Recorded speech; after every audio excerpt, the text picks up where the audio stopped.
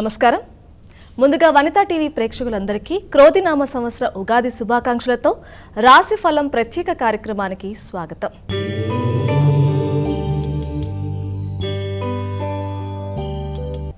షడ్రుచుల కలయిక ఉగాది. ఉగాది పచ్చడిలో ఉండే అన్ని రుచులు మన జీవితంలో కూడా ఉంటాయని తెలిపేదే ఉగాది పండుగ. అలాగే ఉగాది అనగానే ప్రతి ఒక్కరికి గుర్తొచ్చేది పంచాంగ శ్రవణం.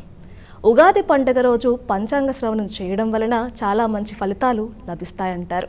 ఈ నేపథ్యంలోనే ద్వాదశ రాశుల యొక్క ఫలితాలు, వారు చేసుకోవాల్సిన పరిహారాల గురించి తెలియజేసేందుకు మనతో పాటు సిద్ధంగా ఉన్నారు విశ్వవిద్యాలయ అగ్రశ్రేణి, తొలి మహిళా జ్యోతిష్య, వాస్తుశాస్త్ర పట్టభద్ర, పంచాంగకర్త, జ్యోతిష్య మహోపాధ్యాయ డాక్టర్ ఈడ్పుగంటి పద్మజారాణి గారు. వారితో మాట్లాడి మరెన్నో విషయాలు తెలుసుకుందాం. అమ్మ, ముందుగా మీకు క్రోధినామ సంవత్సర ఉగాది శుభాకాంక్షలు. ప్రేక్షకులందరికీ నీకు కూడా నూతన సంవత్సర ఉగాది శుభాకాంక్షలు. అమ్మ, ప్రతి ఒక్కరూ వారి వారి రాశి ఫలితాలు తెలుసుకోవడానికి ఎదురు చూస్తూ ఉంటారు. ముఖ్యంగా ఆదాయ వ్యయాలు, రాజ్యపూజ అవమానాలు ఏ విధంగా ఉంది, మాకు ఎలా ఉంటుంది సంవత్సరం అంతా అని చెప్పి ఎంతో ఆసక్తిగా ఎదురు చూస్తూ ఉంటారు. మరి వాటి గురించి ఇప్పుడు మనం తెలుసుకుందాం అమ్మ. ఈ రాశి ఫలితాలు అనేవి అందరికీ ఆసక్తికరంగా వాళ్ళ యొక్క భవిష్యత్తు నిర్ణయం ఎలా ఉంటుందని తెలుసుకోవాలనుకోవడం కరెక్టే. ఈ రాశి ఫలితాలు తెలుసుకునేటప్పుడు మనం ముఖ్యంగా రెండు విషయాలు గుర్తుపెట్టుకోవాలి. రాశి ఫలితాలు అనేది గోచార రీత్యా ఆ సంవత్సరం ఎలా ఉంటుంది అన్న విషయం తెలిపేది. అంతేకాకుండా ప్రతి వ్యక్తికి జన్మజాతకం అని కూడా ఒకటి ఉంటుంది. అంటే వ్యక్తి పుట్టినప్పుడు పుట్టిన సమయము, పుట్టిన స్థలము, పుట్టిన సంవత్సరము మొదలైన వాటి ఆధారంగా జన్మజాతక చక్రం అనేది వాళ్ళు జన్మకుండలి అని కూడా అంటారు. అది ఏర్పరచుకొని దాన్ని బట్టి నడుస్తున్న దశలేంటి, అంతర్దశలేంటి, ఏమైనా ఇబ్బందులు ఎదురవుతున్నాయా, వాటి పరిష్కార మార్గాలు ఏంటి అంటూ కూడా చూసుకునే వాళ్ళు ఉంటారు. అది చూసుకుంటున్నప్పుడు కేవలం గోచార ఫలితాలను మాత్రమే చూసి, ఎందుకంటే గోచార ఫలితాలు చెప్పినప్పుడు అందులో కొన్ని ఇబ్బందులు ఉంటాయి. నడుస్తున్న ప్రధానమైన దశలో నడుస్తున్న దశలు బాగున్నప్పుడు ఏది జన్మజాతక చక్రంలో ఈ సమస్యల్ని మనం ఈజీగా అధిగమించేయచ్చు చిన్న చిన్న పరిహారాలతో. అలా కాకుండా కేవలం నామ నక్షత్రంతోనో లేకపోతే వాళ్ళ నక్షత్రంతోనో కేవలం అది మాత్రమే చూసుకొని కంగారు పడవలసిన అవసరం అయితే ఏ రాశి వాళ్ళకి లేదు. అసలైన జన్మజాతక చక్రంలో దశలు బాగున్నప్పుడు ఈ యొక్క ఇబ్బందుల్ని మీరు చాలా సునాయాసంగా ఎదిరించు ముందుకు వెళ్ళగలరన్న విషయాన్ని కూడా ఇక్కడ మనం ఖచ్చితంగా గుర్తుపెట్టుకోవాలి. అమ్మ, ఈ క్రోధినామ సంవత్సరం ఎన్నవది, అర్థం ఏమిటి, ఎలా ఉండబోతోంది? మంచి ప్రశ్న. ప్రభావాది 60 సంవత్సరాల్లోనూ ఈ క్రోధినామ సంవత్సరం అనేది 38వది. అంటే దీన్ని చెప్పేటప్పుడు మనం ఎలా చెప్తామంటే చాంద్ర సౌర మానముల చేత క్రోధినామ సంవత్సరం, అలాగే గురు దయావసము చేత కార్తీకాబ్దము అంటాం, అలాగే పంచ విభాగాత్మకము చేత దీన్ని మనం ఇదావత్సరము అంటాం. ఈ సంవత్సరం వస్త్రదానం మంచి ఫలితాన్ని ఇస్తుంది. అయితే ఈ సంవత్సరం అర్థం ఏంటి అన్న విషయాన్ని తీసుకున్నట్లయితే అర్థంలో సాధారణంగా 38వ అవ్వడం వల్ల, అంతేకాకుండా ఈ పేరుని చూసినట్లయితే పేరులోనే మనకి కొంత కనబడుతోంది. అయితే ఈ సంవత్సరం ప్రజల మనోభావాలన్నీ కూడా ప్రజలవి వాళ్ళకి ఎలాగైనా రుణము చేసైనా సరే చేతిలో ఉండే ధనాన్ని పెట్టుకోవాలి అన్న ఆరాటం ఉంటుంది. అది విలాసాలకు కావచ్చు, ఖర్చులకు కావచ్చు. అంటే ఆ రకంగా రుణములు చేసైనా ధనాన్ని పెట్టుకోవాలన్న భావన ఒకటి. అంతేకాకుండా వ్యక్తుల మధ్య అంటే రాజుల మధ్య వైరము, అంతేకాకుండా భార్యాభర్తల మధ్య కూడా వైరాలు రావడానికి ఆస్కారం ఉందని దీనిలో అర్థం అన్నమాట. అంతేకాకుండా వ్యక్తికి స్వార్థంతో క్రోధాలు అనేవి ఏర్పడతాయి. క్రోధం ఊరికే రాదు కదా, మానసికంగా ఏదైనా అనుకొని దాన్ని మనం పొందడంలో స్వార్థం అనేది ఎక్కువ భాగం ముందుకొచ్చి దానివల్ల క్రోధం అనేది ఏర్పడుతుంది. కాబట్టి దీనిలో అర్థం కోపాలు పెరగడం, వ్యక్తుల మధ్య మానసిక విభేదాలు రావడం. ఎందుకంటే రాజు అవ్వడం, కుజుడు కూడా అవ్వడం వల్ల కొంచెం కోపం అనేది కూడా అధికంగా ఉంటుందని భావన చేయొచ్చు. అమ్మ, ఈ సంవత్సరం దేశ గోచారం ఎలా ఉంటుంది, ఫలితాలేంటి? దేశం యొక్క గోచారాన్ని గమనిస్తే ముందుగా మనం తెలుసుకోవాల్సింది రాజాది నవనాయకులు. ఈ రాజాది నవనాయకుల్లో రాజు మనకి కుజుడు అవ్వడం జరిగింది. అలాగే మనకి దాంతోపాటుగా మంత్రి శని అవ్వడం, అలాగే ధాన్యాధిపతి రవి అవ్వడం, అర్ఘాధిపతి, సైన్యాధిపతి ఇవన్నీ కూడా శుక్రుడికి ఆధిపత్యాలు రావడం, రసాధిపతి గురుడు అవ్వడం, ఇంకా నీరసాధిపతి కుజుడు అవ్వడం. వీటి వల్ల మొత్తం రాజాది నవనాయకుల్ని తీసుకున్నట్లయితే 9 మందిలో మనకి ఆధిపత్యం 4కి శుభత్వం వచ్చింది, 5కి పాపత్వం వచ్చింది. ఇక నవనాయకులు ఉపనాయకులు 2 తీసుకున్నట్లయితే మొత్తం మీద 30 మందిలో 15 మందికి మనకి ఆధిపత్యం శుభులకైతే 15 మందికి పాపత్వం సిద్ధించింది. ఇదే కాకుండా ఈ సంవత్సరం మనకి పశువులకు సంబంధించి తీసుకున్నట్లయితే పశుపాలకుడుగా యముడికి ఆధిపత్యం రావడం, దానివల్ల ధరలు అధికంగా ఉండే అవకాశాలు, అంతేకాకుండా విశేషించి ఈ సంవత్సరం పశువులను దొడ్డిపెట్టువాడు, పశువుల్ని విడిపించేవాడు గోపాలుడికి ఆధిపత్యం రావడం వల్ల పశువులు మంచిగా పాలివ్వడం, దేశం సుభిక్షంగా ఉండడం, సర్వసస్యాలు అభివృద్ధికరంగా ముందుకు వెళ్ళడం, ఇలాంటివన్నీ కనబడుతున్నప్పటికీ ఇందులో ఎర్రని భూములు బాగా పండుతాయి అని కూడా మనం భావన చేయొచ్చు. మేఘాన్ని తీసుకున్న వారుణ మేఘం అవ్వడం వల్ల ఇది కొంత ఎక్కువ గాలితో కూడిన వర్షాలకి అవకాశాలు. అలాగే రాజు ఎప్పుడైతే మనకి కుజుడు అవ్వడం జరిగిందో 3 వంతుల గాలి 2 వంతుల వర్షాలు రావడం అనేది, ఇది మాత్రమే కాకుండా ప్రత్యబ్ద యోగ పంచఫలాలను కూడా గమనించుకున్నట్లయితే మనకి జ్యేష్ఠ శుద్ధ పాడ్యమి అనేది శుక్రవారం నాడు రావడం జరిగింది. దానివల్ల దేశం సుభిక్షంగా ఉంటుంది, అన్ని పంటలు బాగా పండుతాయి, ప్రజలు ఆనందకరంగా ఉంటారు అనుకోవచ్చు. అలాగే ఆషాఢ శుద్ధ పంచమి అనేది తీసుకున్నట్లయితే అది మనకి మళ్ళీ వచ్చి గురువారం అయింది. దీనివల్ల పశువులు వృద్ధికరంగా ఉండడం, తృణ సమృద్ధిగా రావడం, పశువులు పాలన చక్కగా ఇవ్వడం, ఇవన్నీ కూడా దీంట్లో భావన. ఇక దీంతో పాటుగా ఆషాఢ శుద్ధ నవమి స్వాతి నక్షత్రంతో కూడి రావడం వల్ల గాలులతో కూడిన వర్షాలతో భూములు పండుతాయి అని భావన చేయొచ్చు. అయితే ఇక దీంతో పాటు ఆషాఢ బహుళ ఏకాదశి రోహిణీ నక్షత్రంతో కలిసి రావడం వల్ల సర్వసస్యాలు వృద్ధికరంగా ఉంటాయి. అలాగే పుష్య బహుళ అమావాస్య అనేది బుధవారం నాడు రావడం వల్ల తృణ సమృద్ధిగా వీటన్నిటికీ పశువులకి బాగుంటుంది. అలాగే మేష సంక్రమణం అనేది రాత్రిపూట జరిగింది కనుక దానివలన రాత్రిపూట జరగడం వల్ల సర్వసస్య వృద్ధి, దేశము సుభిక్షంగా ఉంటుందని మనం భావన చేయొచ్చు. ఇక దీనితో పాటుగా ఈ సంవత్సరం మనం మూఢములు అంటాం. వీటి గురించి తీసుకున్నట్లయితే ఈ సంవత్సరం గురుమూఢమి, శుక్రమూఢములు తీసుకుంటే శుక్రమూఢమి మనకి ఈ సంవత్సరం వచ్చింది, 2025లో కూడా రావడం జరిగింది. ఇది మనకి మే 8 నుంచి దాదాపుగా 2 జూన్ దాకాను, అలాగే మళ్ళీ తిరిగి 4 మే నుంచి దాదాపు 26 జూన్ దాకా ఈ యొక్క గురుమూఢములు, శుక్రమూఢములు, అలాగే తిరిగి 2025లో కూడా దాదాపు 18 మార్చి నుంచి 23 మార్చి దాకా కూడా శుక్రమూఢమి. అంటే మూఢములు ఇలా ఉండడం. వీటితో పాటు ఈ సంవత్సరం కనిపించే గ్రహణాలు అనేవి భారతదేశంలో ఏమీ లేవు అని మనం భావించవచ్చు. అలాగే ఇంకా దీంతో పాటుగా వాస్తుకర్తరి కూడా తీసుకున్నట్లయితే 4 మే నుంచి 28 మే దాకా వాస్తుకర్తరి అని దాన్ని చెప్తాము. ఇక పుష్కరాల విషయం కూడా ఈ సంవత్సరం ఏదైనా ఉంది అని తీసుకుంటే మే 1, 2024 మధ్యాహ్నం 1 గంటకి బృహస్పతి మనకి వృషభ రాశిలోకి ప్రవేశించటం వల్ల సార్వత్రికోటి తీర్థరాజ సహిత నర్మదా నదికి పుష్కరాలు రావడం వల్ల మే 1 నుంచి మే 12 దాకా తప్పనిసరిగా పుష్కరాలు ఉండడం, దానివల్ల అందరికీ కూడా పితృ కార్యక్రమాలు చేసినా, దానాలు చేసినా, నదీ స్నానాలు చేసినా విశేష ఫలితాలు రావడం అనేది అంతా కూడా ఇందులో మనం గమనించుకోవచ్చు. ఈ రకంగా దేశం యొక్క గోచారము ఈ రకంగా మనం క్లుప్తంగా చెప్పుకున్నాం. అమ్మ, ఈ క్రోధినామ సంవత్సరంలో జగర్ లగ్నము, వర్ష లగ్నం యొక్క ఫలితాలు ఏమిటి? ఇక్కడ అసలు జగర్ లగ్నము, వర్ష లగ్నం అన్న విషయాన్ని తీసుకుంటే ఇవి దేశం యొక్క, రాష్ట్రం యొక్క విషయాలని నిర్ణయిస్తాయి. అంటే దేశ ప్రజల యొక్క వ్యాపార, వ్యవహార, రాజకీయ విషయాలు, భవిష్యత్తు, ప్రకృతి వైపరీత్యాలు, ధరవరలు ఇవన్నీ ఎలా ఉండబోతున్నాయి అన్నది చెప్తారు. ఇందులో మనం తీసుకున్నట్లయితే చైత్ర శుద్ధ పాడ్యమి అంటే మొదటిది ఏప్రిల్ 8వ తారీఖున రాత్రి 11:52 ప్రవేశించడం వల్ల వర్షలగ్నం. అలాగే 13 ఏప్రిల్ 2024 రాత్రి 9:04 ఈ ప్రవేశించడం వల్ల అశ్విని నక్షత్రంలో సూర్యభగవానుడు ప్రవేశించడం వల్ల దానివల్ల మనకి జగర్ లగ్నం అనేవి ఏర్పడుతున్నాయి.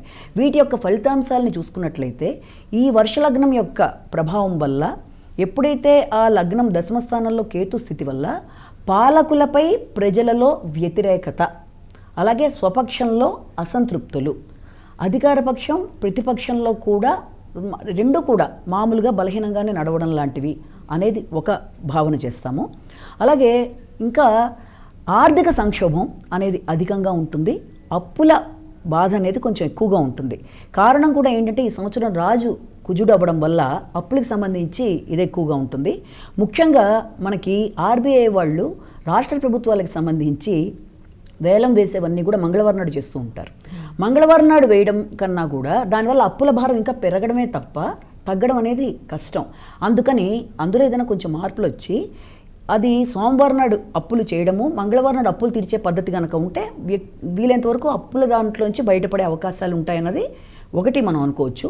విశేషించి ఈ సంవత్సరం శని కుజుల యొక్క కలయిక అనేది ఉండడం వల్ల ఆ రెండిటి యుతి ఉండడం బట్టి అప్పుల భారం వల్ల వ్యక్తులు ఇంకా దాంట్లోకి ఎక్కువ తోయబడ్డానికి ఆస్కారాలు అనేవి ఉండడం అనేది ఆ సంయోగం వల్ల మనం భావన చేయొచ్చు. అంటే వ్యయాధిపతి ద్వితీయాధిపతుల యొక్క సంయోగం మేలు చేయడం అనేది కొంత కష్టం ఆర్థికమైన అంశాలలో అన్నది ఇందులో మనం అర్థం చేసుకోవాలి.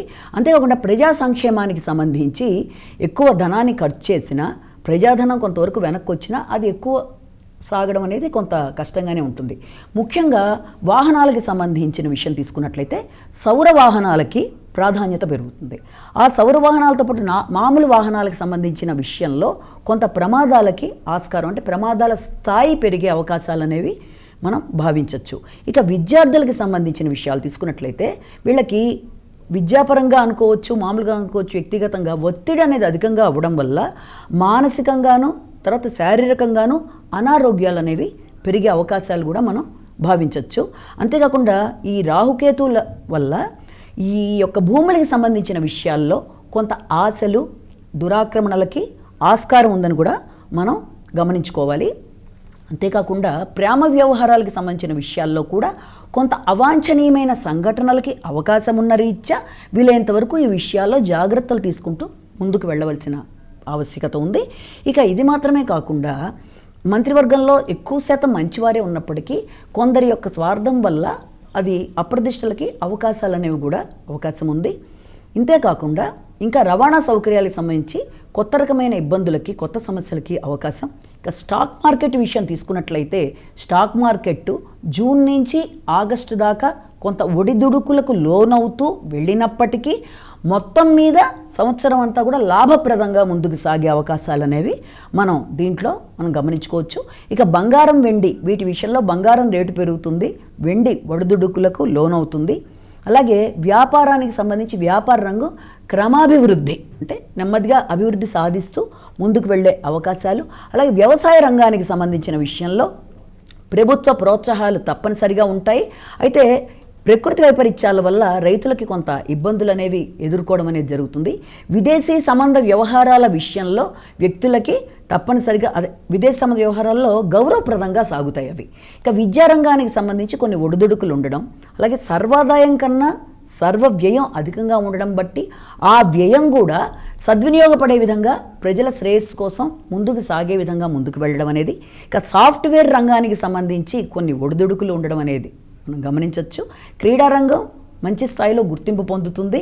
ఇక దీంతో పాటుగా మామూలు నిరుద్యోగుల విషయం తీసుకున్నట్లయితే నిరుద్యోగం అనేది పెరిగినప్పటికీ కూడా ప్రభుత్వం ప్రత్యామ్నాయ మార్గాలు తీసుకోవడం వల్ల ప్రజలకి చాలా వరకు ఉపశమనం అనేది కలుగుతుంది. అంతేకాకుండా పర్యాటక రంగం కూడా అభివృద్ధి చెందుతుందని కూడా మనం భావన చేయొచ్చు. ఇక దాంతోపాటుగా న్యాయ వ్యవస్థ చక్కగా ప్రజలకి న్యాయాన్ని అందిస్తూ ముందుకు వెళ్ళడం అనేది, విమాన రంగంలో కూడా చక్కని సౌకర్యాలు ఉండడం, మీడియా పరంగా తీసుకున్నట్లయితే మీడియాలో కొన్ని రకమైన కార్యక్రమాల వల్ల సామాన్య ప్రజలకు కొన్ని ఇబ్బందులు ఎదుర్కొనే పరిస్థితులు రావడం అనేది, బ్యాంకింగ్ రంగం కూడా విశేషంగా నూతనమైన పథకాలని ప్రజల అభిష్టాలకి మేరకు ఏర్పరచడం అనేది, వైద్య రంగం కూడా చక్కగా కృషి చేసి అందరికీ కూడా ఉపయుక్తంగా ముందుకు సాగడం అనేది.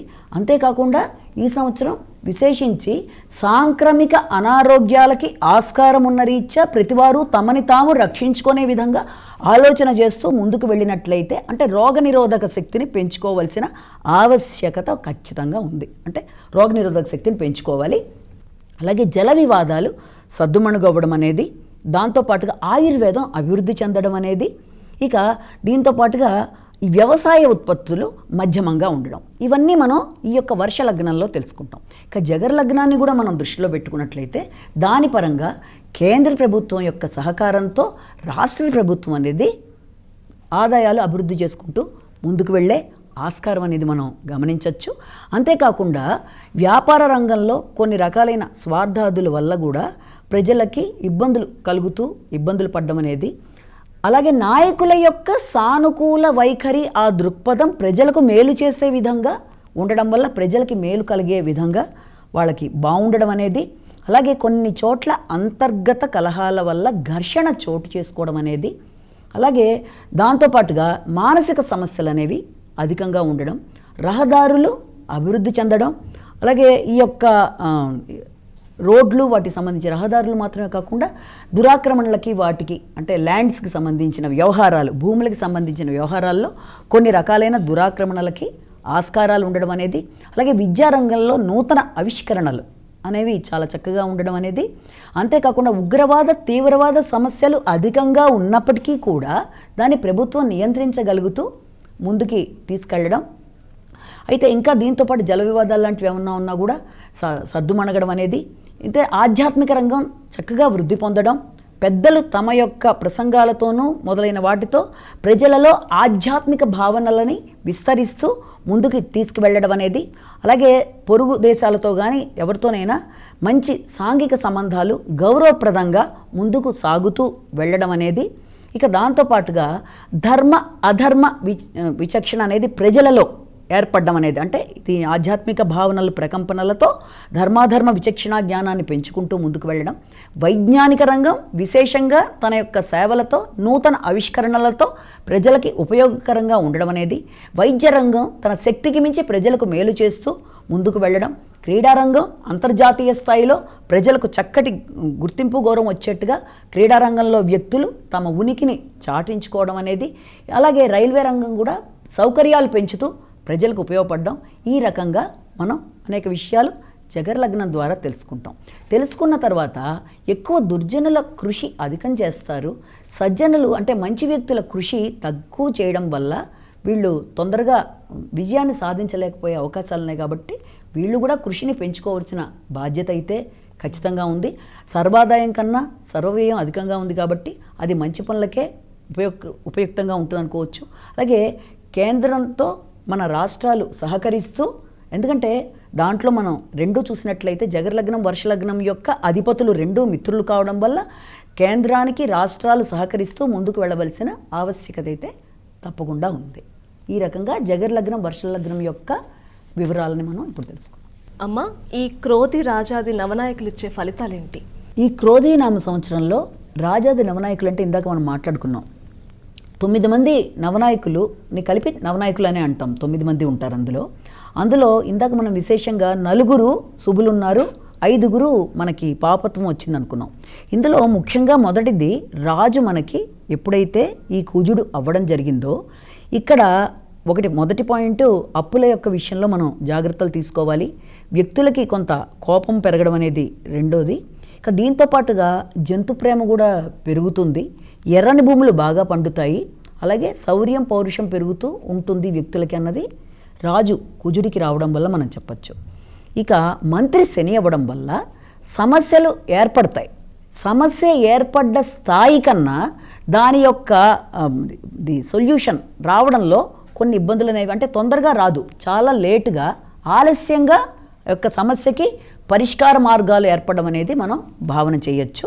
ఇక దాంతోపాటు వ్యక్తులలో స్వార్థం పెరగడం కూడా అధికంగా ఉంటుంది అని అనుకోవచ్చు.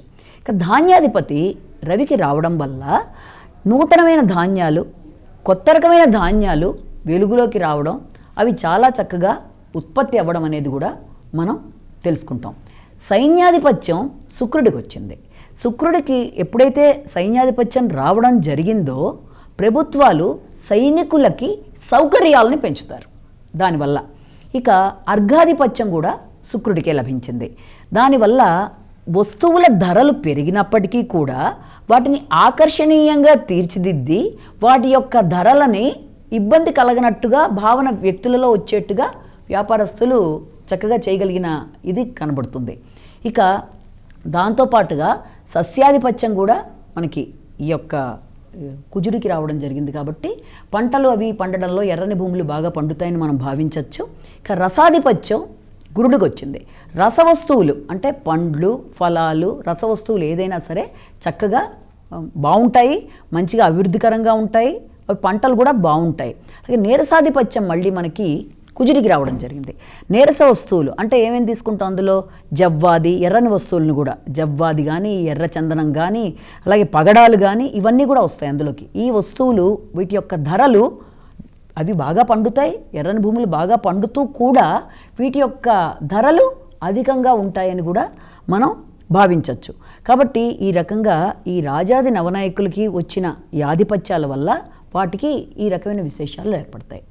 మేఘాధిపత్యం కూడా ఉంది ఇందులో. మేఘాధిపత్యం కూడా ఎప్పుడైతే శుక్రుడికి వచ్చిందో దానివల్ల వర్షాలు సమయానుకూలంగా పడడం అనేది, మంచి వర్షాలు వచ్చి పంటలు చక్కగా పండడం అనేది కూడా మనం భావించవచ్చు. అమ్మ, ఈ సంవత్సరం పంచాంగ శ్రవణం చేయడం వల్ల ఎటువంటి ఫలితాలు లభిస్తాయి? పంచాంగం అన్నదాన్నే మనం తీసుకున్నట్లయితే అసలు పంచాంగం అంటే ఏంటి? సాధారణంగా అదొక టైం టేబుల్. దేనికి టైం టేబుల్? దేని గురించి మనం అనుకుంటే, వ్యక్తి చేతికి గడియారం ఎలాంటిదో పంచాంగం అనేది నిత్యం చూసే వాళ్ళకు కూడా అది అలాంటిదే. పంచాంగంలో మనం తిథి, వార, నక్షత్ర, యోగ, కరణాల సముదాయంగా పంచ అంగాలుగా చెప్తాం దాన్ని. ఎప్పుడైతే ఈ 5 అంగాలు కలిసిందో దాన్ని పంచాంగంగా చెప్పినప్పుడు వాటి వల్ల పంచాంగంలో అనేక విశేషాలు ఉంటాయి. చాలా విశేషాలు అంటే నవగ్రహ శ్లోకాలు మొదలు పెట్టుకొని అసలు ఆ సంవత్సరం రాశిఫలాలు ఎలా ఉన్నాయి, ధరలు ఎలా ఉన్నాయి, వర్షాలు ఎలా ఉన్నాయి, దీంతో పాటుగా పండగలేంటి, మంచి ముహూర్తాలు ఏంటి, అలాగే ఆ రోజు రాశి చక్రాలు ఎలా ఉన్నాయి, అనేక విషయాలు ఉన్నప్పటికీ కూడా జనరల్గా పంచాంగ శ్రవణం వల్ల వ్యక్తికి ఏర్పడే ఫలితాలను తీసుకున్నా, ఒకటి ఎప్పుడైతే చేతికి గడియారమని మనం చెప్పుకున్నామో ప్రతి విషయంలోనూ అసలు ప్రతి వ్యక్తి దేశ రాష్ట్ర భవిష్యత్తులతో పాటుగా వాళ్ళ యొక్క భవిష్యత్తును కూడా, అంటే ఆ సంవత్సరం ఎలా ఉంటుంది గోచార ఫలితాలు ప్రతి వాళ్ళు ఇష్టంగా తెలుసుకుందాం అనుకునేది అది. దాన్ని బట్టి ఏది మంచి సమయం, ఏది మంచి సమయం కాదు, ఏ జాగ్రత్తలు తీసుకోవాలి, ఏ సమయంలో కొనుక్కోవాలి వస్తువులు, ఇది కరెక్టా కాదా అన్నవన్నీ బేరీజు వేసుకోవడానికి కూడా అది మనకి ఉపయోగపడుతుంది.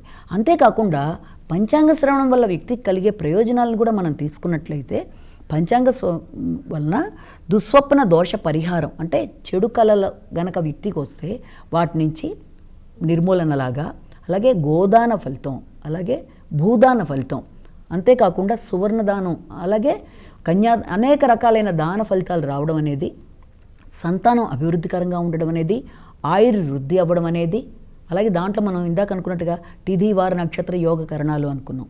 దీనివల్ల వ్యక్తికి శ్రేయస్సు, ఆయుష్, తర్వాత పాపహరం, రోగ నివారణ, కార్యసిద్ధి, అంటే ఈ ఐదు వ్యక్తులకి ఇస్తాయి, అంటే తిథి, వార, నక్షత్ర, యోగ, కరణాలు. కాబట్టి పంచాంగ శ్రవణం వల్ల వ్యక్తులకి అభివృద్ధి, సంతానానికి అభివృద్ధి, అన్ని విధాలుగా కూడా ఒక టైం టేబుల్ లాగా ఏది ఎలా చేస్తే బాగుంటుందన్న దానికి ఒక మార్గదర్శకత్వంగా ముందుకెళ్ళడానికి అనేక విషయాలకి పంచాంగ శ్రవణం చేయడం అనేది, అది వినడం వల్ల కూడా చాలా చాలా చాలా శుభసూచకంగా ఉగాది నాడు చాలా ప్రాముఖ్యమైన రోజుగా దాన్ని చెప్తారు. అమ్మ, అలాగే ఈ ఉగాది పండుగ రోజు చేయవలసిన కార్యక్రమాల విధి విధానాలేంటి? ఇవాళ ఉగాది అనగానే అందరికీ మామూలుగా అనుకునేది ఏంటంటే, ఉగాది వచ్చే ముందే మామూలు వేపపూత పచ్చడి తింటాము ఉగాది అంటే అది. అలాగే దాంతోపాటుగా ఈ యొక్క కోయిల కోకువలలు, అంటే రావడానికి ముందే చెట్లు ఆకురాలి చెట్లు చిగురించడం, వీటన్నిటికీ సంబంధించిన సమయంగానే దీన్ని భావిస్తారు. మామూలుగా పండగ అంటే ఎవరైనా సరే పండగ కొత్త బట్టలు వేసుకోవడం, లేకపోతే ఏదైనా ఇంట్లో ఒక స్వీట్ చేసుకోవడం అని భావన చేస్తారు. అన్ని పండగలు ఒక ఎత్తైతే ఉగాదికి యుగాది, అంటే యుగానికి ఆరంభమైన రోజుగా దీన్ని మనం చెప్పుకుంటాం. కాబట్టి ఈ రోజున ప్రత్యేకంగా చేసేవి ఏంటంటే, ముందర అన్నిటికంటే ముందు తైలాభ్యంగన స్నానం అంటారు. తైలాభ్యంగన స్నానం అంటే ఏంటది? మనకి నువ్వుల నూనె వీటితో తైలంతో అభ్యంగన స్నానం చేయడం. దానివల్ల వ్యక్తికి శారీరకంగా ఉండే అనారోగ్యాలు ఏమన్నా ఉంటే అవన్నీ కూడా తగ్గడానికి తైలాభ్యంగన స్నానం. రెండోది వచ్చేసేటప్పటికి నింబ కుసుమ భక్షణ అంటారు. అంటే వేపపూత ప్రసాదం. వేపపూత ప్రసాదాన్ని మామూలుగా ఎందుకు తీసేసుకోకుండా దాంట్లో 6 రకాల షడ్రుచుల సమ్మేళనంగా చెప్తారు. అంటే ఎందుకు 6 రుచుల సమ్మేళనం ఎందుకు కలిసింది అందులో? కేవలం వ్యక్తికి సంతోషం మాత్రమే కాదు, జీవితం అంటే సుఖ దుఃఖాల మేలు కలయిక. కష్టాలు వచ్చినా, ఆనందం వచ్చినా, ఏదొచ్చినా ఒకే రకంగా తీసుకోవాలి. సంతోషం వచ్చిందని పొంగిపోకుండా, కష్టాలకి లొంగిపోకుండా, దేన్నైనా ఎదుర్కొనే మానసిక సంసిద్ధత అనేది వ్యక్తికి అవసరం. కాబట్టి దాంట్లో మనకి తీపి, పులుపు, ఆమ్ల అన్ని రకాల షడ్రుచుల సమ్మేళనమైన ఉగాది పచ్చడి వేప పువ్వుతో తీసుకోవడం అనేది. తర్వాత దాంతోపాటుగా నూతన వస్త్రధారణ, అంతేకాకుండా పెద్దల యొక్క ఆశీస్సులు తీసుకోవాలి. ఎప్పుడు ఏం చేసినా కూడా మొట్టమొదట పెద్దల ఆశీస్సుల్ని మించింది లేదు. పెద్దల ఆశీస్సులు, దాంతోపాటు దేవాలయ సందర్శన ఖచ్చితంగా చేస్తారు. అంటే అన్నీ అందరూ చేయగలగాలని కాదు, మామూలుగా అయితే ఉగాది నాడు చేసే కార్యక్రమాల్లో కొన్ని దేవాలయ సందర్శన చేయడం. తర్వాత ప్రపాదానం అంటారు. అంటే ఏంటి? దానికి మనం చలివేంద్రాలు అని వినే ఉంటాం. చలివేంద్రాలు ఏర్పరచడం అంటే బాటసారులకి దారిలో ఏదైనా ఇబ్బందులు ఎదురైనా దాహార్తితో ఉండే వాళ్ళకి దాహాన్ని మనం తీర్చగలిగినట్టుగా అది ఒకటి. తర్వాత ధ్వజారోహణం, ఇంటి మీద జెండా ఎగరవేయడం లాంటిది. అయితే దాంతోపాటుగా ముఖ్యంగా పంచాంగ శ్రవణం అనేది ఆ రోజున పెద్దల దగ్గరికి వెళ్ళి కానీ, లేకపోతే ఏదైనా దేవాలయాల్లో కానీ, అది కూడా కాకపోతే ఏదైనా గుళ్ళో ఎవరైనా తెలిసిన వాళ్ళు, ఇప్పుడు మీడియాలో ఇంత అధికంగా వచ్చింది కాబట్టి అందరి చేతిలోనే సెల్ ఫోన్స్ కూడా ఉంటాయి కాబట్టి ఏ రకంగా చూసినా ఈ రోజున పంచాంగ శ్రవణం వినడం అనేది అన్నిటికంటే ముఖ్యమైన కార్యక్రమంగా చెప్తారంటే నింబకుసుమ భక్షణ, దాంతోపాటు పంచాంగ శ్రవణం చేయడం ఇవి. అయితే వీటితో పాటుగా ఇంకా ఉన్నాయి. కాలపురుషాంగ పూజ అని చేస్తారు, ఆరోగ్య వ్రతాలు అని చేస్తారు, విద్యా వ్రతాలు అని చేస్తారు. అంటే అన్నీ అందరికీ కుదరకపోయినా ముఖ్యమైనవి అంటే సర్వారిష్ట హోమాలు, శాంతులు ఎవరికి కుదిరిన వాళ్ళు కొన్నైనా చేసుకోగలిగితే బాగుంటుంది. ముఖ్యంగా అయితే మాత్రం ఇవాళ పొద్దున్న ఈ యొక్క నూతన వస్త్రాలు ధరించి ఈ యొక్క ప్రసాదం సేవించి ఇదే కాకుండా కొందరు ఏం చేస్తారంటే ఏదైనా వాళ్ళ పంచాంగానికి నమస్కరించుకొని పూజ చేసి వాళ్ళ ఇంటి పూజారులో ఉంటారు కదా, దైవజ్ఞులను పిలిచి వాళ్ళని సత్కరించి ఆ రకంగా కొందరు చేసుకుంటారు. అంటే ఇది కొత్త మార్గం, కొత్త ఆరంభానికి నాందిగా తెలుగువారిది ఉగాది. కాబట్టి ఈ రోజున ఏం చేసినా ఆరంభానికి మంచిదే అన్న భావన, సంవత్సరం అంతా అదే అభిప్రాయంతో అంటే ఏదైతే మొదలుపెట్టారో ఆ విజయం సంవత్సరం అంతా ఉంటుంది అన్న భావన అయితే ఖచ్చితంగా చేస్తారు. అమ్మ, అలాగే స్త్రీలకు ఈ క్రోధినామ సంవత్సరం ఎలా ఉండబోతోంది? ఏ ఏ రంగాల్లో బాగా రాణిస్తారని చెప్పుకోవచ్చు? స్త్రీలకు ఇది క్రోధినామ సంవత్సరం తప్పనిసరిగా బాగుంటుంది. ముఖ్యంగా అన్ని రంగాల్లో, ఈ రంగం ఆ రంగం అని కూడా లేదు, ఏ ఏ రంగాలు వాళ్ళు ఎన్నిక చేసుకుంటారో, కళారంగం కావచ్చు, అలాగే ఈ యొక్క మీడియా రంగంలో రకరకాల ఇవి కానీ, అంతేకాకుండా స్త్రీల ఉత్పత్తి అంటే స్త్రీల సంఖ్య కూడా పెరుగుతుంది ఈ సంవత్సరం. అంటే ఆడపిల్లలు పెరగడం లాగా స్త్రీల సంఖ్య పెరగడం ఒకటి. అంతేకాకుండా రాష్ట్రాల్లో అంటే కీ పోస్టులు లాంటివి అంటే ఒక ప్రాముఖ్యమైన పోస్టులలో రాజకీయంగా మంచి పలుకుబడి, ఎదుగుదల అనేవి స్త్రీలకి చాలా అవకాశాలు రావడం అనేది, అలాగే దాంతోపాటుగా కళారంగమే కాకుండా వాళ్ళు దైవజ్ఞులుగా అంటే టీచింగ్ లైన్లో కానీ, ప్రొఫెసర్స్గా కానీ అన్ని రంగాల్లో ఏ రంగం అయితే వాళ్ళు ఎన్నుకుంటారో విశేషంగా ఆయా రంగాల్లో వాళ్ళు రాణిస్తారు. ద్వాదశ రాశుల్లో మొదటి రాశి అయినటువంటి మేషరాశి వారికి ఈ క్రోధినామ సంవత్సరం ఎలా ఉండబోతోంది?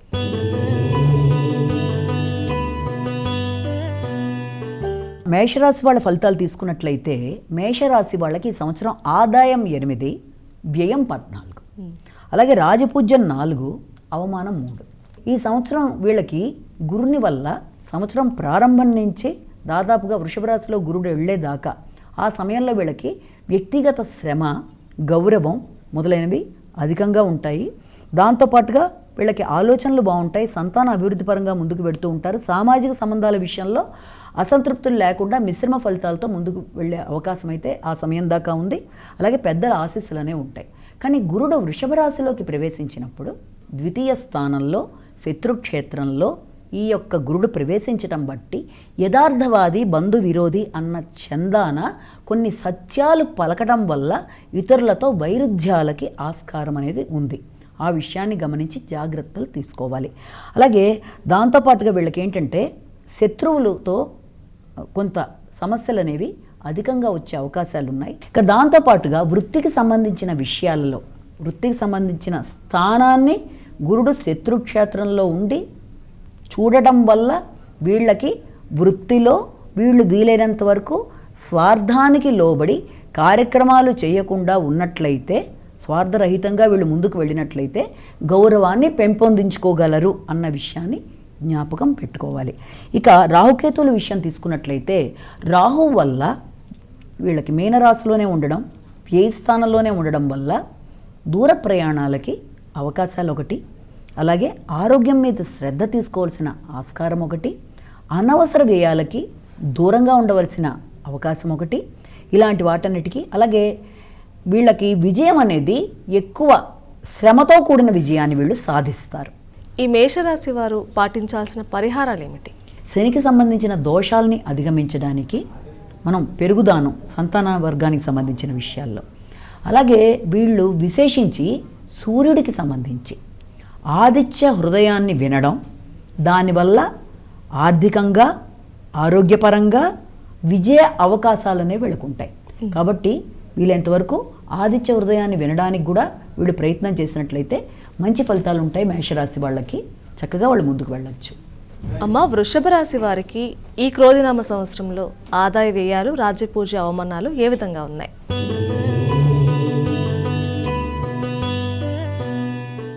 ఆదాయం 2, వ్యయం 8, రాజపూజ 7, అవమానం 3 వచ్చింది. సంవత్సరం ప్రారంభం నుంచి మే 1 దాకా ఈ గురుడు వృషభ రాశి వాళ్ళకి మేషరాశిలో ఉండడం జరుగుతుంది, అంటే వ్యయ స్థానంలో ఉండడం జరుగుతుంది. ఆ వ్యయ స్థానంలో ఉన్నప్పుడు వీళ్ళకి ఖర్చులు అనేవి చాలా అధికంగా ఉంటాయి, కానీ అవి మంచి ఖర్చులుగానే ఉపయోగకరంగానే ఉంటాయి.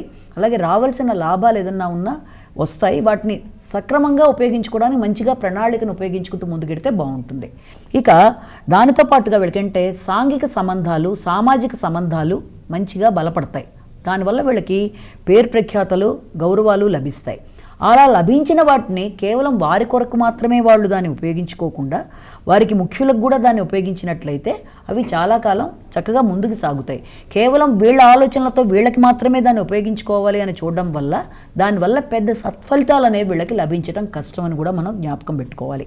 ఇక శని భగవానుడు సంవత్సరం ప్రారంభం నుంచి చివరి దాకా దశమ స్థానంలోనే ఉండడం, అది స్వక్షేత్రం కావడం వల్ల నష్టశాతం అనేది లేకుండా మొత్తానికి వాళ్ళకి కష్టపడిన మంచి ఫలితాలే దక్కుతాయి చాలా వరకు. అది కూడా ఏంటి అంటే ఆకస్మికమైన ఖర్చులు అనేవి అధికంగా ఉంటాయి. ఇతరులు ఇబ్బంది పెట్టడం, మోసాలు కూడా అవకాశాలు ఉన్నప్పటికీ కూడా దాన్ని అధిగమించే ప్రయత్నాలు చేస్తూ వీళ్ళు ముందుకు వెళ్ళినట్లయితే ఇతరులు ఇబ్బంది పెట్టడం అనేది కొంత తగ్గుతుంది. పాటించాల్సిన పరిహారాలు ఏంటి?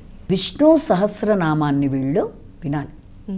అది కూడా ఏంటి అంటే వీళ్ళ యొక్క బరువు ఎంత ఉందో అంత వెయిట్ ఉన్న పెసలని వీళ్ళు శివునికి పూజించి ఆవుకి పెట్టడం, అది కూడా అదొక పరిహారంగా చెప్పచ్చు. అలాగే విష్ణుం నారాయణం కృష్ణం మాధవం మధుసూదనం హరిం అని చెప్పి శ్లోకాలు కూడా ఉంటాయి. ఆ శ్లోకాలు కూడా వీళ్ళు ప్రతిరోజు వీలైనన్ని సార్లు వినడం వల్ల ఉత్తమ ఫలితాలను వీళ్ళు పొందగలుగుతారు. అమ్మ, తదుపరి రాశి అయినటువంటి మిథున రాశి వారికి ఈ క్రోధినామ సంవత్సరం ఎలా ఉండబోతోంది?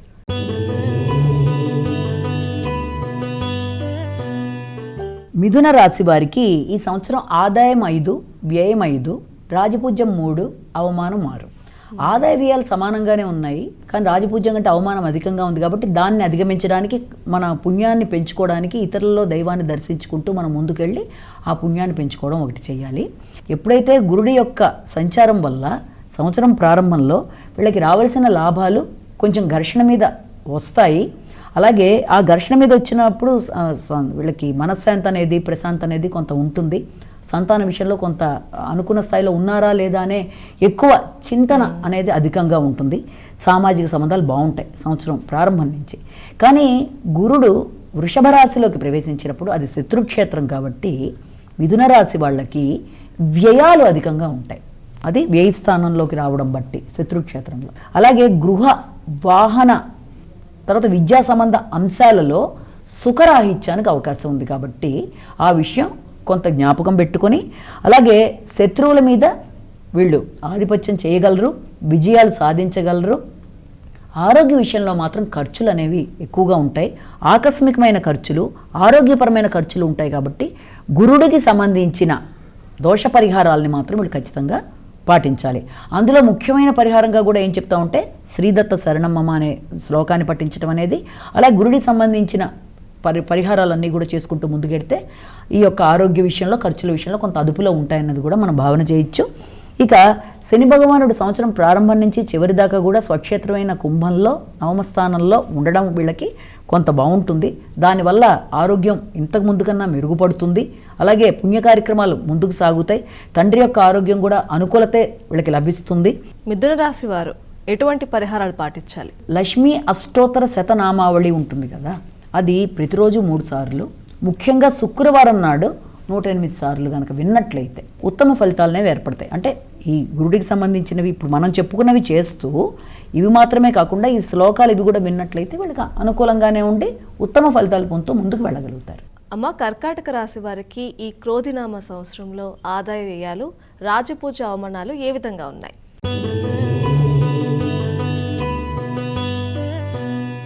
కర్కాటక రాశి వాళ్ళని తీసుకున్నట్లయితే ఆదాయం 14, వ్యయం 2, రాజపూజ్యం 6, అవమానం 6. ఆదాయం బాగుంది, కానీ ఆదాయాన్ని ఉన్నదాన్ని పుణ్యం రూపంలో ఖర్చు అయిపోకుండా ఉండడానికి వీలైనంతవరకు దాన ధర్మాలు లాంటి వాటికి చేస్తే మంచిది. అది కూడా ముఖ్యంగా ప్రతిరోజు దేవుడి దగ్గర 2 గ్లాసుల బియ్యం పెట్టి దాంతోపాటుగా దక్షిణతో ఏదైనా ప్రసాద వినియోగం జరిగే స్థలంలో కానీ లేకపోతే దేవాలయాల్లో అన్నదానం జరిగే చోట కానీ దాన్ని ఒక 10 రోజులకు 15 రోజులకు ఇవ్వడం మొదలు పెడితే ఆర్థికంగా వీళ్ళకి ప్రయోజనకారిగా ఉంటుందన్నది ఒకటి గుర్తుపెట్టుకోవాలి. అలాగే రాజపూజామానాలు రెండు సమానంగా ఉన్నాయి కాబట్టి పుణ్యం ఖర్చు అయిపోకుండా ఇతరులలో దైవాన్ని దర్శిస్తూ ముందుకు వెళ్ళినట్లయితే తప్పనిసరిగా వీళ్ళకి పుణ్యం కూడా పెరుగుతుంది. ఇక ఈ రాశి వాళ్ళకి వృషభ రాశిలోకి శత్రుక్షేత్రంలోకి లాభస్థానంలో గురుడు ప్రవేశించడం జరుగుతుంది. ఆ ప్రవేశం వల్ల వీళ్ళు శ్రమతో అధిక విజయాలని శత్రువులతో తలపడి పోటీపడి లాభాలు వీళ్ళు సాధిస్తారు. ఇక రెండోది, వీళ్ళకి వ్యక్తుల సహకారం అనేది ఆశించిన స్థాయిలో లేదు అనే భావన కొన్ని సందర్భాల్లో ఏర్పడడం, కొంత ప్రశాంతత తక్కువగా ఉండే ఆస్కారాలు కూడా కనబడుతున్నాయి. కమ్యూనికేషన్ విషయంలో కూడా వీళ్ళు జాగ్రత్తలు తీసుకోవాలి. శని అష్టమ స్థానంలో ఉండడం అనేది వీళ్ళకి కొంత విశేషంగా స్వక్షేత్రమే అయినప్పటికీ ఆరోగ్యానికి సంబంధించి ఖచ్చితంగా శ్రద్ధ తీసుకోవాలి. అలాగే ఖర్చులకి సంబంధించి ఆకస్మిక ఖర్చులకు సంబంధించి కూడా కొన్ని ఇబ్బందులు అనేవి ఏర్పడతాయి కాబట్టి వాళ్ళు చాలా చక్కగా ప్లాన్ చేసుకుని ముందుకెళ్ళాలి. దాంతోపాటుగా కుటుంబ వ్యవహారాల విషయంలో అంటే మాట విలువ తగ్గడం కానీ లేకపోతే వాగ్దానాలు నిలబెట్టుకోలేకపోవడానికి కానీ ఆస్కారం. ఇక దాంతోపాటుగా రాహుకేతువుల విషయం తీసుకున్నట్లయితే రాహు నవమ స్థానంలో, కేతు తృతీయ స్థానంలో సంచరించే సమయంలో ఆధ్యాత్మిక ప్రయాణాలు, అలాగే వీళ్ళు ఏదైనా సాధించాలి అనుకున్నవి కూడా పెద్దల ఆశీస్సులతో జపాల సహకారంతో ఆస్కారం ఉంది. దూర ప్రయాణాలకు కూడా అవకాశాలు అనేవి ఉన్నాయి. అష్టమ శని కాబట్టి శనికి సంబంధించిన పరిహారాలు చేయడం ఆల్రెడీ ఇప్పటిదాకా చేసుకుంటూ ముందుకు పెడితే చాలా బాగుంటుంది. అమ్మా, ఈ కర్కాటక రాశి వారు ఎలాంటి పరిహారాలు పాటించాలి? ప్రత్యేక పరిహారంగా వీళ్ళకి ఏంటంటే సుబ్రహ్మణ్యేశ్వర స్వామికి సంబంధించిన దేవాలయ సందర్శన కానీ సుబ్రహ్మణ్యేశ్వర స్వామి స్తోత్రాలు కానీ నిత్యం వినడం చాలా మంచి ఫలితాన్ని ఇస్తుంది. కాబట్టి ఉత్తమ ఫలితాలు పొందడానికి వీలైనన్ని సార్లు ఇది వినడం, అలాగే శని భగవానుడికి సంబంధించిన చిన్న చిన్న పరిహారాలు శ్లోకాలు చేసుకుంటూ వాళ్ళు ముందుకు వెళ్ళినట్లయితే వీరికి మంచి ఫలితాలే ఏర్పడతాయి. అమ్మ, అలాగే సింహరాశి వారికి ఈ సంవత్సరం ఎలా ఉండబోతోంది?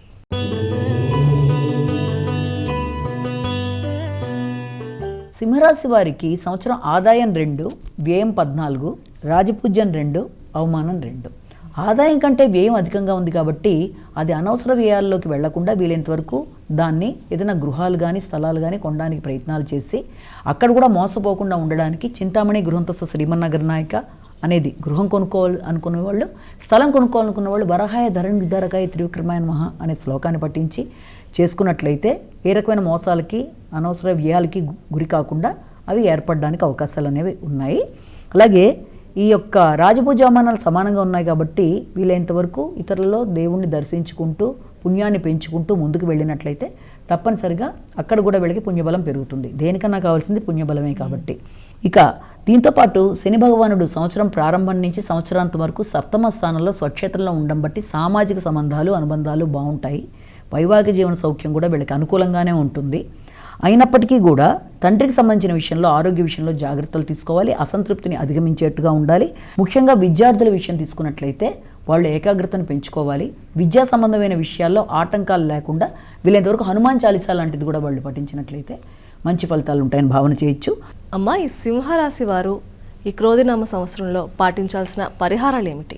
వీళ్ళు ముఖ్యంగా రాహుకేతులకు సంబంధించిన పరిహారాలు పాటించుకుంటూ అంటే శ్రీ గణేశాయ నమః అని కానీ లేకపోతే మనకి దుర్గే స్మృత హర్షభీతి మశేషియంతో స్వస్థే స్మృత మతిమతీవ శుభాంతదాసి దారిద్ర్య దుఃఖ భయహారిణి కాతోన్య సర్వోపకారకరణాయ సదార్థ చిత్త అనే శ్లోకాన్ని కానీ పఠించుకుంటూ లేకపోతే వింటూ దాంతోపాటుగా శ్రీదత్త శరణం మమ అనే శ్లోకం, అలాగే దాంతోపాటుగా దత్త మందిరాలు దర్శించటం, ఇలాంటివన్నీ చేసుకోవడం బట్టి ఈ రకమైన మానసిక అశాంతి నుంచి అనవసరమైన ఖర్చుల నుంచి అలాగే మాటల వల్ల అపార్థాలు రాకుండా వాటిని అధిగమిస్తూ ముందుకెళ్ళడానికి మంచి ఉత్తమ ఫలితాలకు అవకాశం ఉంది. అమ్మ, కన్యా రాశి వారికి ఈ క్రోధినామ సంవత్సరంలో ఆదాయ వ్యయాలు రాజ్యపూజ అవమానాలు ఏ విధంగా ఉన్నాయి?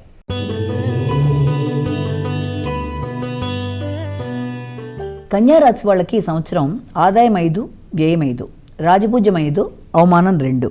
కాబట్టి ఆదాయాన్ని పెంచుకునే విధంగా వీలైనంతవరకు సుమంతో శ్రీ కార్తవీర్యార్జునాయ నమః అనే శ్లోకాన్ని పఠించుకొని ఆదాయాన్ని పెంచుకొని ఆర్థిక సంపదతో పాటు ఆరోగ్య సంపదను కూడా పెంచుకోవాలి. ఇక దాంతోపాటుగా వీళ్ళకి రాజపూజ్యం కంటే అవమానం తక్కువ ఉంది కాబట్టి అది పుణ్యం పెంచుకునే మార్గంలో అందరిలోనూ దేవుణ్ణి దర్శించుకుంటూ ముందుకు వెళితే పుణ్యాన్ని ఇంకా పెంచుకుంటూ ఆర్థిక ఆరోగ్య సమస్యలను అధిగమిస్తారని చెప్పుకున్నాం. అలాగే మీకు సహకారం అనేది వ్యక్తులది లభిస్తుంది. సజ్జన సహకారం లభించినప్పటికీ అది సూత్రప్రాయంగానే వాళ్ళు చేస్తున్నారు అన్న భావనతో మీరు అసంతృప్తికి లోనయ్యే అవకాశాలు కూడా కనబడుతున్నాయి. అలాగే సంతాన విషయం తీసుకునేటప్పటికి సంతాన ఆలోచనలలో స్వార్థం ప్రవేశించడం కానీ, లేక మీ ఆలోచనల్లో స్వార్థాన్ని వాళ్ళు గుర్తించి వాళ్ళు జరగడానికి కానీ ఆస్కారం ఉన్న రీత్యా వీలైనంత వరకు సంతానం విషయంలో అలాంటి అపార్థాలు రాకుండా ఉండడానికి మీరు దానికి సంబంధించి దత్తాత్రేయ శ్లోకాలు పఠించుకోవడం అనేది చాలా మంచి ఫలితాన్ని ఇస్తుంది. అమ్మ, ఈ కన్యా రాశి వారు ఎలాంటి పరిహార మార్గాలు పాటించడం వల్ల మంచి జరుగుతుందంటారు? ముఖ్యంగా కన్యారాశి వాళ్ళు శనివారం మంగళవారం 2 రోజులు కూడా హనుమాన్ చాలీసా 3 పూట్ల చేయడం, అలాగే ముఖ్యంగా ఈ శని మంగళవారాలు వచ్చినప్పుడు మాత్రం వీలైతే ఒక 108 సార్లు వినే ప్రయత్నాలు చేయడం. దానివల్ల ఏంటంటే వీళ్ళకి చాలా ఆ రకమైన సహకారం విషయంలో కానీ, ధైర్యం కానీ, ఆరోగ్యం కానీ చాలా అభివృద్ధి పొందుతూ ఉత్తమ ఫలితాలతో ముందుకెళ్ళగలుగుతారు. మా తులారాశి వారికి ఈ సంవత్సరం ఎలా ఉండబోతోంది?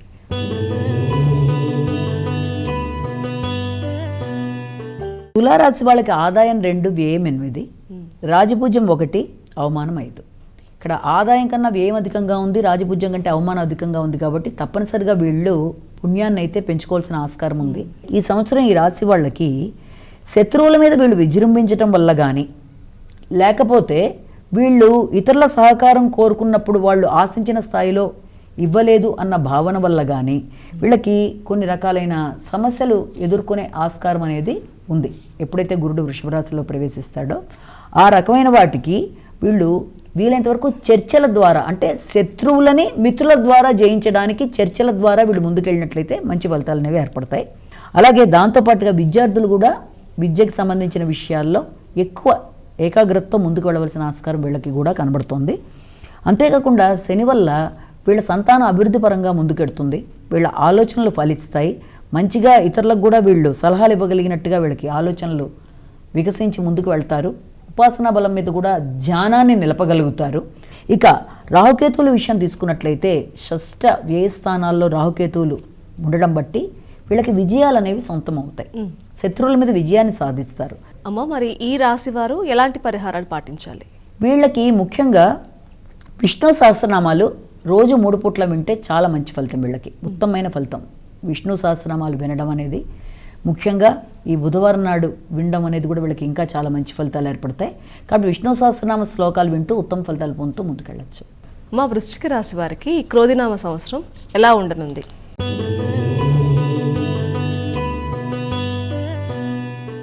వృశ్చిక రాశి వారికి సంవత్సరం ఆదాయం 8, వ్యయం 14, రాజపూజ్యం 4, అవమానం 5.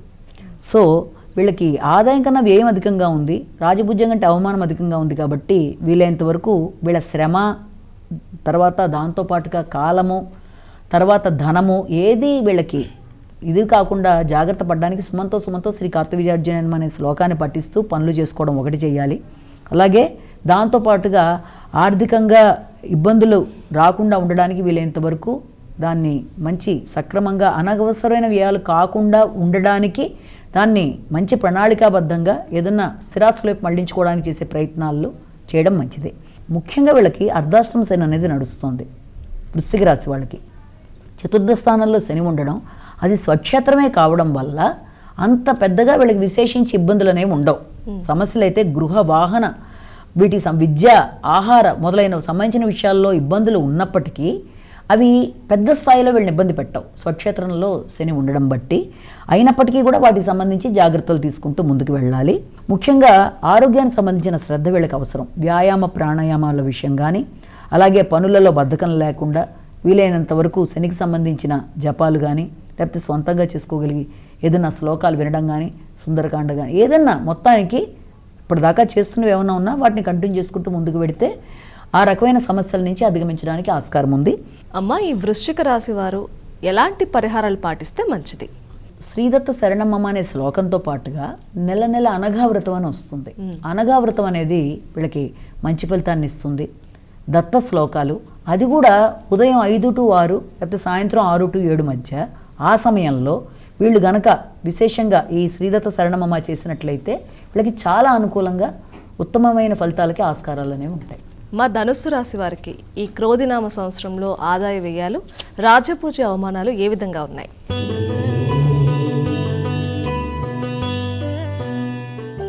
ధనుస్సు రాశి వాళ్ళకి ఆదాయం 11, వ్యయం 5, రాజభుజం 7, అవమానం 5. కాబట్టి ఆదాయ వ్యయాలు, రాజభుజ అవమానాలు అవన్నీ కూడా వీళ్ళకి బాగున్నప్పటికీ కూడా వాటిని నిలుపుకునే ప్రయత్నాలు చేయడం అనేది చాలా ముఖ్యం. అంటే వీలైనంతవరకు దాన ధర్మాలు, అది కూడా ఏంటంటే ఏదైనా అన్నదానం, అది కూడా ఏంటంటే దక్షిణతో కూడిన అన్నదానంలాగా ప్రతిరోజు మనం 2 చిన్ని గ్లాసుల్లో బియ్యం పెట్టి 10 రోజులకో 15 రోజులకో ఏదైనా అన్నదానం జరిగే ప్రదేశాల్లో ఇవ్వడం, ఇలాంటివి చేయడం అనేది ఒకటి. అలాగే అందరిలో దైవాన్ని దర్శిస్తూ ముందుకెళ్ళడం, అంటే దానివల్ల ఆర్థికంగా ఆరోగ్యపరంగా సంపద పెంచుకుంటారు. ఇక రెండోది, ఈ గురుడు ఎప్పుడైతే వీళ్ళకి వృషభ రాశిలో 6వ స్థానంలో శత్రుక్షేత్రంలోనే ఉండడం జరుగుతుందో, శత్రువులు ఇబ్బంది పడడానికి వీళ్ళని ప్రయత్నం చేసినా వీళ్ళు అవలీలగా వాళ్ళని జయించడానికి ఆస్కారం ఉంది. తర్వాత ఖర్చులు అనేవి చాలా అధికంగా ఉంటాయి, కానీ అవి ఉపయోగపడతాయి. అవి ఎలాగా, ఏదన్నా ఈ దాన ధర్మాలకు కానీ లేకపోతే ఏదన్నా ఇలాంటి పరిహార ప్రక్రియలు ఉపయోగించుకుంటూ కానీ వీళ్ళు ముందుకెడతారు. అలాగే మాట్లాడేటప్పుడు మీ మాటల్లో స్వార్థం ధ్వనించి అవతల వాళ్ళకి వ్యక్తులు దూరం అయ్యే అవకాశం ఉంది కనుక ఈ విషయాన్ని గుర్తించి జాగ్రత్తలు తీసుకోవాల్సిన అవసరం వీళ్ళకుంది. ఇక శని భగవానుడు సంవత్సరం ప్రారంభం నుంచి సంవత్సరాంతం వరకు తృతీయంలో స్వక్షేత్రంలోనే ఉండడం బట్టి వ్యక్తుల సహకారం బాగుంటుంది, జనాలందరూ కూడా సహకరిస్తారు. అలాగే విజయాలకి మీరు గట్టిగా కృషి చేస్తారు. అంతేకాకుండా ప్రయాణాలకి సన్నద్ధులు అవుతూ ఉంటారు. సంతానం విషయంలో మాత్రం కొంత మీరు ఆశించిన స్థాయిలో వాళ్ళు లేరు అనే భావన ఒకటి, లేదా మీ ఆలోచనలకి వాళ్ళ ఆలోచనలకి కొంత పొసగలేనట్టుగా ఉండే పరిస్థితులు, మీ ఆలోచనలే మీకు కొన్నిసార్లు ఆలస్యంగా రావడం, అంటే రావాల్సిన సమయంలో రాలేకపోవడం, తండ్రి యొక్క ఆరోగ్య విషయంలో మీరు శ్రద్ధ తీసుకోవాల్సిన పరిస్థితి, ఆకస్మికమైన ఖర్చుల విషయంలో కూడా అంటే మోసాలకు గురి అవ్వడానికి అవకాశం ఉంది. కాబట్టి ఇతరుల నుంచి తమని తాము రక్షించుకోవాలి. అమ్మ, ఈ ధనుస్సు రాశి వారు ఎలాంటి పరిహార మార్గాలు పాటించాలి? సుబ్రహ్మణ్య రుణహర భవ సుబ్రహ్మణ్య అనే శ్లోకం, అది కూడా ఉదయం 5 నుంచి 6 మధ్య చేస్తే చాలా మంచి ఫలితాలనే వీళ్ళకి ఏర్పడతాయి. అమ్మ, అలాగే తదుపరి రాసినటువంటి మకర రాశి వారికి ఈ క్రోధినామ సంవత్సరం ఎలా ఉండబోతోంది?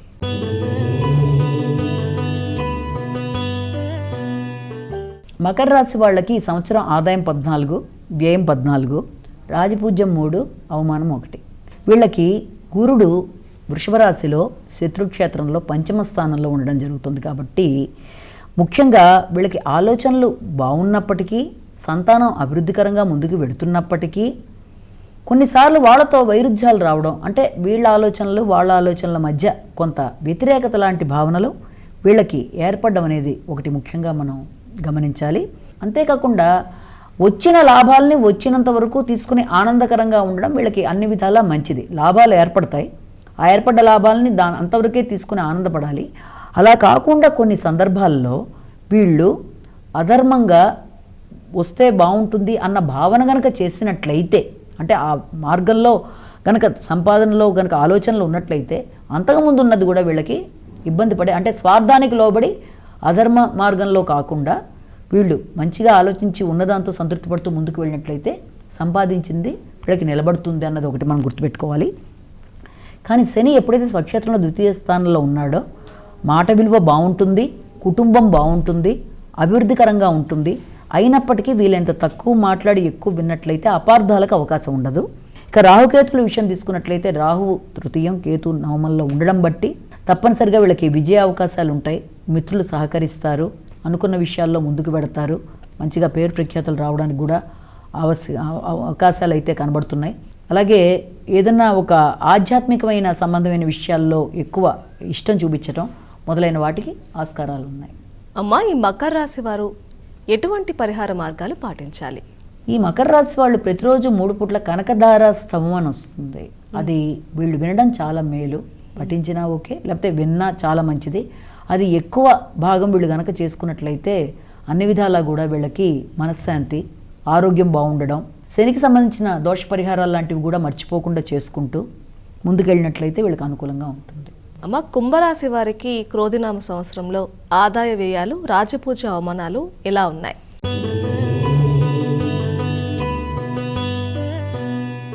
కుంభరాశి వాళ్ళకి ఆదాయం 14, వ్యయం 14, రాజపూజ్యం 6, అవమానం ఒకటి. కాబట్టి ఆదాయాన్ని పెంచుకునే మార్గంలో వీళ్ళు ఆరోగ్యంతో కూడి సంపదను పెంచుకోవడానికి చేసే ప్రయత్నాలలో ముఖ్యంగా సుమంతో శ్రీ కార్తవీర్యార్జునాయ నమః ఉదయం 5 to 6 లేకపోతే సాయంత్రం 6 to 7 మధ్య వీళ్ళు సిన్సియర్గా చేయడం చాలా మంచిది. మొదటిది. దానివల్ల ఆరోగ్య సంపదతో పాటు పుణ్య సంపద కూడా పెరుగుతుంది. అదొకటి.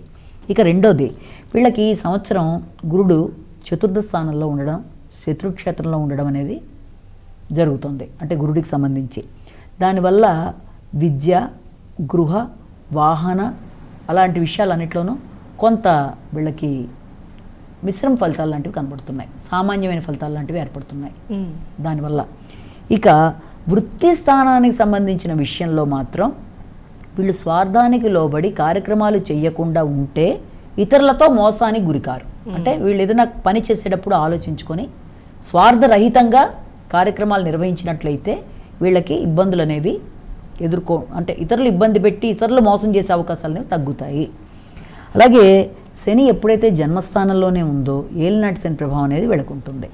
దీనివల్ల ఆరోగ్యం మీద ఖచ్చితంగా శ్రద్ధ తీసుకోవాల్సిన అవసరం ఉంది. అలాగే శనికి సంబంధించిన శ్లోకాలు లాంటివి వినడం వీలైనంత వరకు చేసుకుంటే కొంత మనశ్శాంతిగా ఆరోగ్యం బాగుంటూ నిరుత్సాహానికి లోను కాకుండా ఉండడానికి అవకాశం అయితే ఒకటి ఉంది. అలాగే రాహుకేతువులు ఎప్పుడైతే వీళ్ళకి ద్వితీయ అష్టమ స్థానంలో ఉంటాయో మాటల వల్ల తొందరగా అపార్థాలకు అవకాశం ఉంది. కాబట్టి వీలైనంత వరకు తక్కువ మాట్లాడుతూ ఎక్కువ వింటూ ఉండడం ఒకటి కావాలి. వాగ్దానాలు నిలబెట్టుకోవడం కష్టం అవుతుంది కాబట్టి మాట ఇచ్చే ముందు చాలా జాగ్రత్తలు తీసుకుంటూ ముందుకు వెళ్ళాలి. ఈ రాహుకేతుల వల్ల ఇబ్బంది లేకుండా వీళ్ళు జాగ్రత్తలు తీసుకోవడంలో ముఖ్యంగా ఏలినాటి శని ప్రభావం కూడా లేకుండా ఈ జాగ్రత్తలు తీసుకోవడానికి వీలైనంత వరకు గణేశుడి దేవాలయాలు, దుర్గాదేవి దేవాలయాలకు వెళ్ళడం, అలాగే గణేష శ్లోకాలు పఠించడం లాంటివి, వినడం లాంటివి, ఇలా చిన్న చిన్న పరిహారాలు చేసుకుంటూ ముందుకెళ్ళడం అనేది చాలా ముఖ్యం వీళ్ళకి. అమ్మ, ఈ కుంభరాశి వారికి ఎలాంటి పరిహారాలు ఉన్నాయి? విష్ణు సహస్రనామం రోజు వినడం లాంటిది. అలాగే ముఖ్యంగా ఏదైనా ముఖ్యమైన కార్యక్రమాలు చేసుకునేటప్పుడు కానీ ఎప్పుడు కానీ ఇంకొంచెం ఎక్కువ శ్రద్ధతో వినడం. అంటే ప్రతిరోజు వినడం, అది కూడా ఎప్పుడు పడితే అప్పుడులా కాకుండా ఉదయం సాయంత్రం కొంత సమయాన్ని కేటాయించి వినడం లాంటివి, ఇవన్నీ చేయడం బట్టి ఏమవుతుందంటే ఉత్తమ ఫలితాలు ఏర్పడడానికి అవకాశం ఉంది. అమ్మ, ద్వాదశ రాశుల్లో చివరి రాశి అయినటువంటి మీనరాశి వారికి ఈ క్రోధినామ సంవత్సరం ఎలా ఉండనుంది?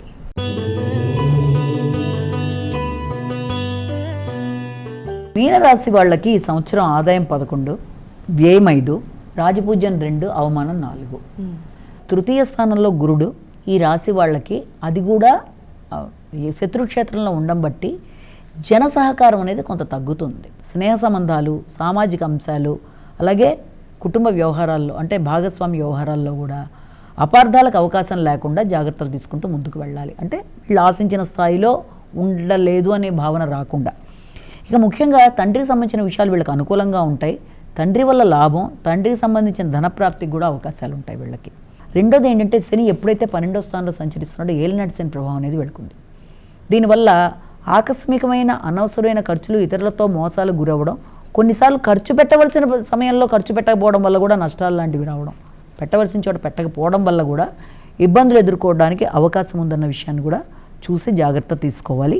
రాహుకేతువుల విషయం తీసుకున్నట్లయితే జన్మరాహువు సప్తమకేతువు ఏర్పడడం బట్టి ప్రయాణాలు అధికంగా చేస్తారు, ఆందోళన అనేది అధికంగా ఉంటుంది.